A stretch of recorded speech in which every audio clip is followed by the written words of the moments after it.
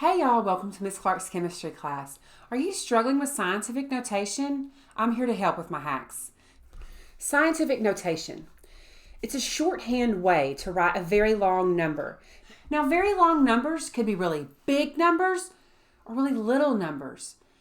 They're still long. You could either have lots of digits in a big number, or if you could have a decimal and lots of digits. And we don't want to write all those digits, so we would write them in scientific notation. Okay, so let's try that. To write numbers in scientific notation, there are a few rules. Number one, always one digit, then the decimal, then the rest of your numbers. And that's always followed by times 10 to some exponent. Now that exponent, you get that number from how many places you move the decimal from its original place to its new place. So if we go back and look at this original number, let's see what that looks like. Here is a very long number. Do I even know how to say this? Let's see. 38,720,000,000 grams. Now, if I did not want to write all of those zeros, I can write it in scientific notation. Couple of rules. Always one digit, then the decimal, and then the rest of the sig figs. So I'm going to start from the left, and I'm going to write the 3, but I'm going to put a decimal, 0.872. And then we're going to do times 10, because that's the whole format of scientific notation, is this exponent here. Now, this exponent, you see I've not written it in yet. The exponent is how many times you moved your decimal from its original place to its new place. Now, when we look at this number, it does not have a decimal. If it were going to have a decimal and the value was going to stay the same, the decimal would have to be here at the end. And we moved that decimal from there to here. That is 1, 2, 3, 4, 5, 6, 7, 8, 9, 10 places. So we would put that 10 there. 3.872 times 10 to the 10. That exponent is going to be positive because this was a number bigger than 1. And that would be the same number written in scientific notation. Let's look at it again, but with a decimal number. Still, very long number. Very, very, very small in value, though. It's not worth very much. Again, to write numbers in scientific notation, you got to have the first number that's not a zero, then a decimal. This number already has a decimal. We're going to move it from here to there. Let's count how many times we moved it. We moved it 1, 2, 3, 4, 5, 6, 7. So our exponent is going to be a 7. The only thing is this number smaller than 1. When you're putting an exponent for a number smaller than 1, you got to put a negative with your exponent. Positive exponent for numbers that are bigger than 1, negative exponents for numbers that are smaller than 1. So let's remember these rules. One number, then the decimal. Yes, that's a 1. One number, then the decimal. Super, super important.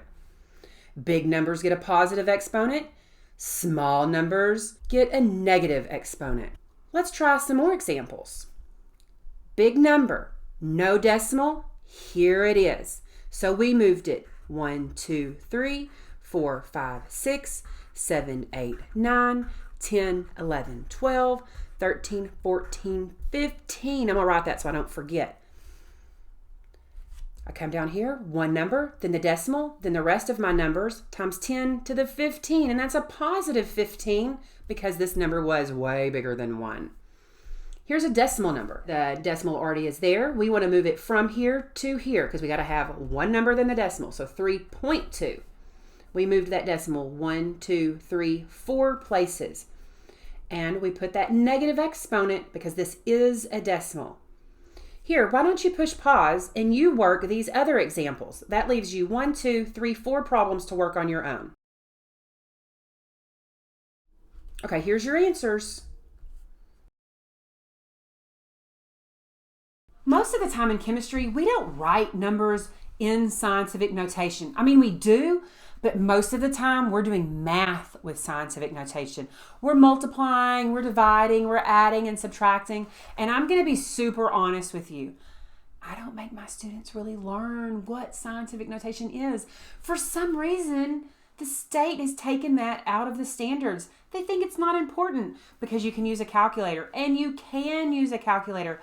But to be super, super honest, there's a lot of things in chemistry that if you understand how scientific notation works, it makes it easier to logic through the answers. You know, sometimes when you put numbers in calculators and it spits out some answer, you're like, how do I know if that's the right answer or not? Understanding the math of scientific notation works is going to give you an idea of whether or not you should accept this number that's in your calculator as a good number or a bad number and try again. So with addition and subtraction, in chemistry, to be honest, we don't really do that very much. So I'm going to skip that. But we do multiply and divide with scientific notation from like day one all the way to the end of chemistry. So let's talk about that right quick. If we're multiplying with scientific notation, you're going to multiply the main numbers and then you're just going to add the exponents. Or if you're dividing, you're going to divide the main numbers and then you're going to subtract the exponents. Let's look and see what that looks like. I have 5 times 10 to the second times 4 times 10 to the 11th. So we needed to multiply 5 times 4, there's our 20, times 10 to the, now we need to add these exponents. 2 plus 11, 13. But are you noticing I'm breaking the rules? Where's my decimal? I have no number and then a decimal like the rule says. So we need to rewrite that, 2.0. Now I moved my decimal one place, and since this number was bigger than 1, we added an exponent. Our exponents are positive when our numbers are bigger than 1, so we moved it one place. That's a positive 1, so our 13 went to a 14. Now again, you're not really going to have to know all of this, but there is going to be so many times that you're trying to do math with scientific notation, and when you put numbers in a calculator, you don't want to just trust that the answer is what it is. You want to have some idea of what to expect. So this is going to help you be able to decide, is this a good answer in my calculator display, or do I need to put this in and redo? Let's try divide.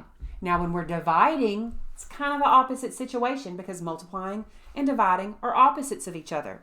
So I've got 3 times 10 to the third divided by 6 times 10 to the negative 4. Again, we're going to divide our first numbers. 3 divided by 6 is 0.5. 3 6, that's a half. So 0.5 is a half. And then we're going to subtract our exponents. And let's write that out.